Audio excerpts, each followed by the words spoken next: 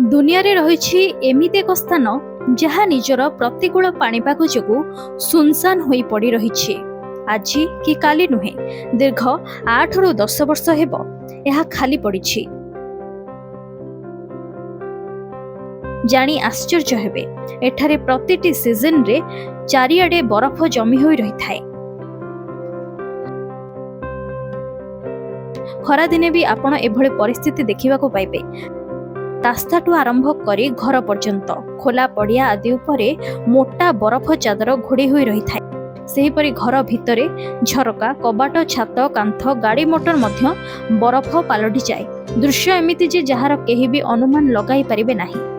एही होची रूसर बोर्कुता सहर। सहरटी नॉर्थ आर्कटिक सर्कल चतुर्थ सबुठारु बड़ सहर। अत्यधिक थंडा पाई यह सारा विश्व रे प्रसिद्ध। एठारे जेउआडे भी नजर पकाइबे सबुआडे आपण बरफ ही बरफ देखिबा को पाइबे।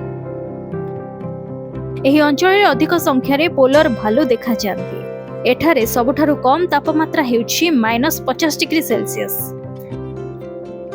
तेबे एठारे अत्यधिक थंडा एवं बरफ पड़िबा कारणरू लोके अन्य स्थान को चली जाइछन्ति। 2010 जनगणना अनुसार एठारे दिने 70,548 लोक बास करुथिले, किंतु हाड़भंगा थंडा सेमानंकु सहर छाड़ी जिबाकू बाध्य करिथिला। 1932 मसीहारे बोर्कुता सहर माइनिंग हब रूपे प्रसिद्ध थिला। हेले जेबे सोभियत संघर विभाजन हेला तो यह 15 भाग होइथिला। आउ एथि पई एही अंचल रे चल प्रचल कमी जाइथिला। 21 शताब्दीर प्रारंभ रे एठारु कोयला खादन को बंद करि दिया गला, काहेकि ना 1980 रु 1990 मध्य रे माइनिंग करुथिबा लोक एवं श्रमिकक मध्य रे विवाद आरंभ हेबारे लागिथिला, जहार प्रमुख कारण थिला श्रमिक माननकु पर्याप्त मजूरी न मिलिबा। परे सेमानंकु टंकार लालसा दिया जायथिला जेपरि एही अंचल सुनसान न हेबो, किंतु खरा पाणीपाग जोगु केही एठारे रहिबाको पसंद कले नाही। एथिपई सहर छाड़ी चली गले। फेब्रुआरी मासरे एठाकार तापमात्रा -20 डिग्री सेल्सियस रही थाए। बोर्कुता रूसर साइबेरिया अंचलठू कम ठंडा रही थाए, किंतु एहा रूसर पर्माफ्रॉस्ट सीमारे रहिथिबारु एठारे अत्यधिक ठंडा अनुभूत हुए।